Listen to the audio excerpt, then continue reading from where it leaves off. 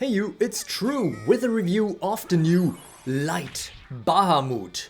The OG Bahamut had one of the most epic art in the game, and he is back now, or rather she, because it's a dragon maiden, of course.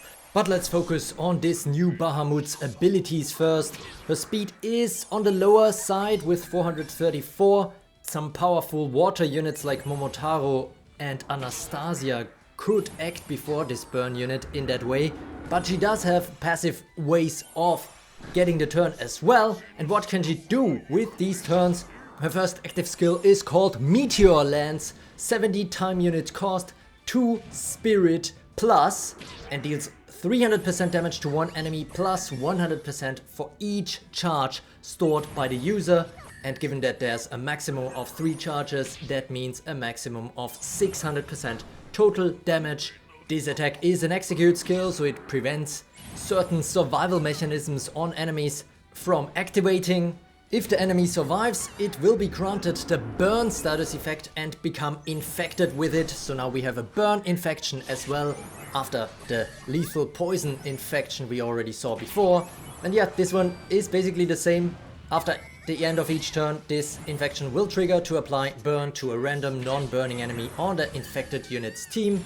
Infection ends after 3 triggers or once the infected enemy leaves the battlefield, dead or alive. Nothing too crazy about that. I think the lethal poison infection is more potent than this one, but it can't hurt.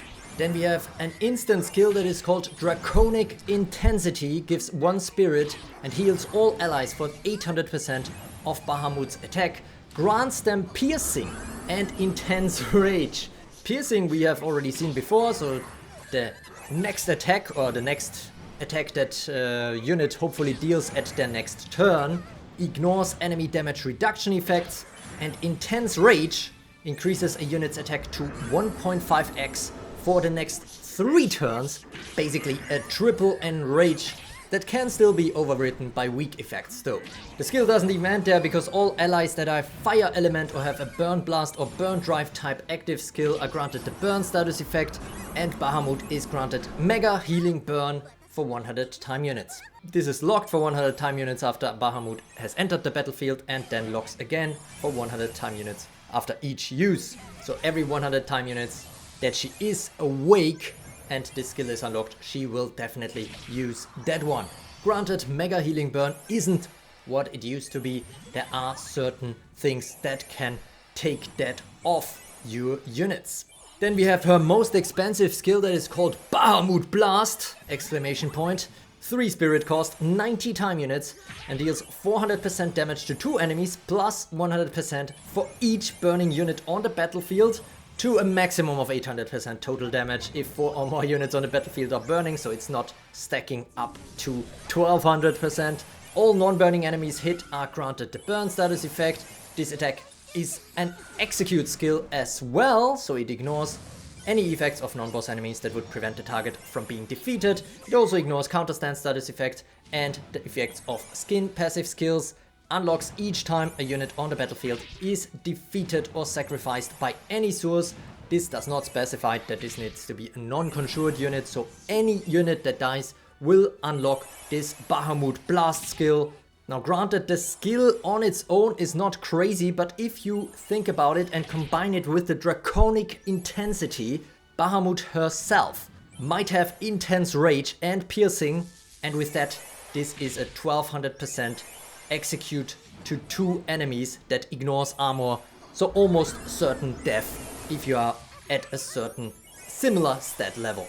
And then here's her last skill, Dragon Reborn, 50 time unit cost, 0 spirit cost, heals all allies for 800% of the user's attack. Yeah, heard that one before. Bahamut is granted 3 charges and the mega healing burn status effect for 100 time units. The latter part also have heard that before, so a lot of ways for Bahamut to get the mega healing burn status effect, and we haven't even considered her passives yet. But yeah, this grants her 3 charges again. Bahamut will also have her current time units reduced by 10 time units for each burning ally on the battlefield. So if there are 4 burning allies, this skill actually costs Bahamut only 10 time units. Also, all other non-sleeping allies are granted the next turns by reducing the current time units, so that is definitely helpful. The skill is only usable if Bahamut has one or fewer charges stored. Now that is kind of nice that they give her the ability to do this at one charge as well. Before, we have often seen these skills only be available to use if there are exactly 0 charges left, which often leaves these units vulnerable and makes these skills rather hard to use. This one is easier to use, but it is also use limited to 10 times per battle. Looking onwards to her passive skills, Dragon's Might specifies that she is not gonna die from poison or burn status effects. So she's not poison immune like some recent units, but she has that similar survival mechanic as Percival.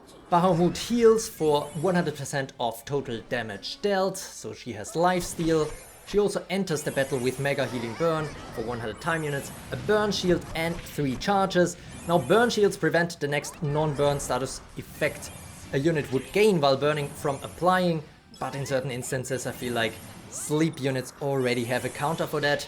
If this unit would be defeated while it has any charges, she will consume 1 charge to survive with 1 HP remaining instead, so it's also a charged hold ground, which in combination with not being able to die from poison or burn is kind of nice.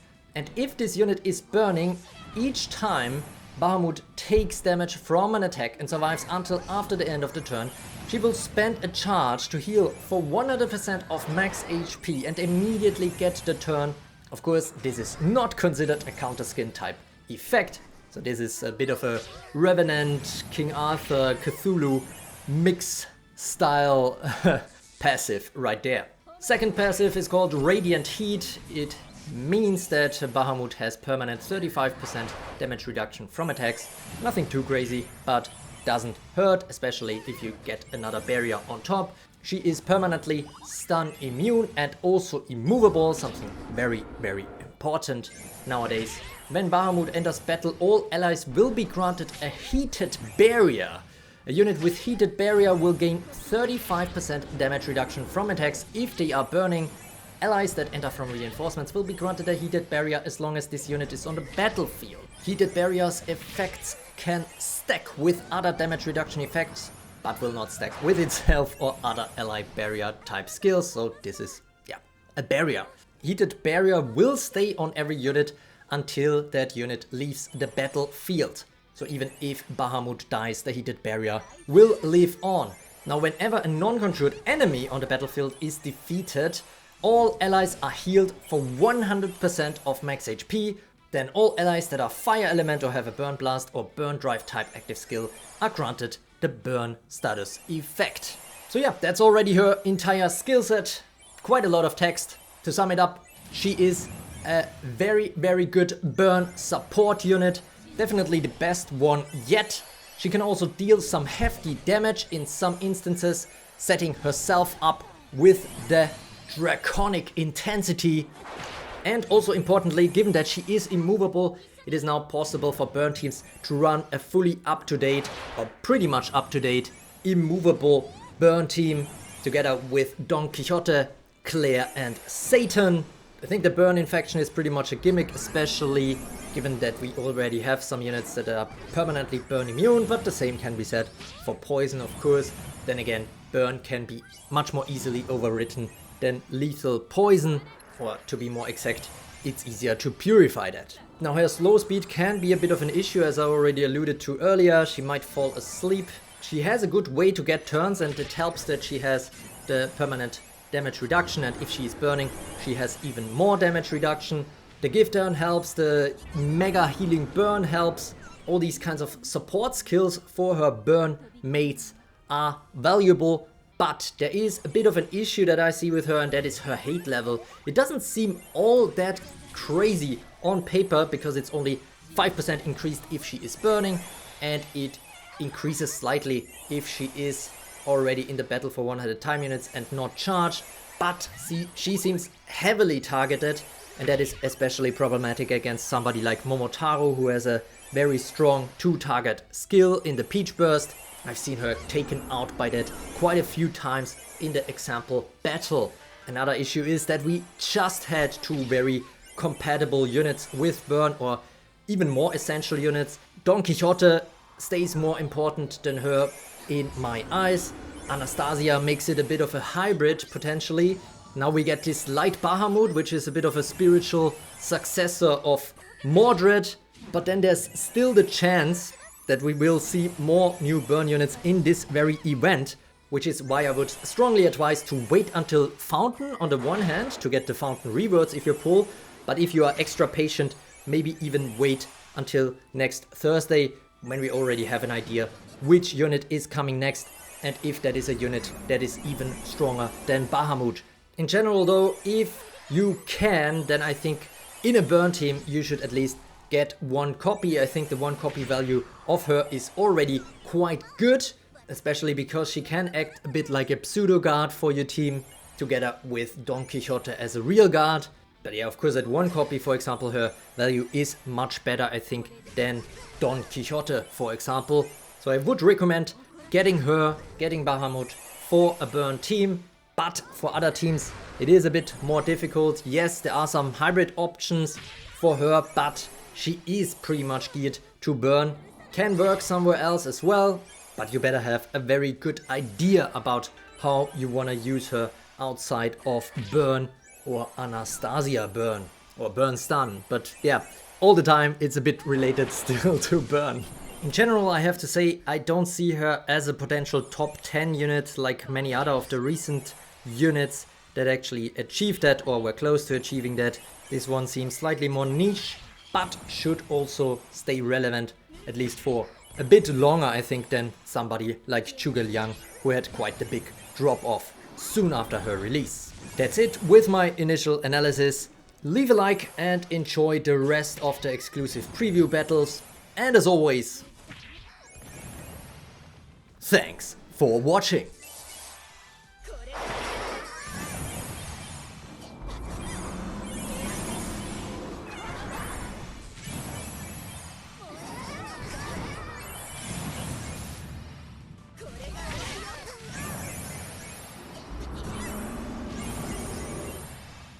Yo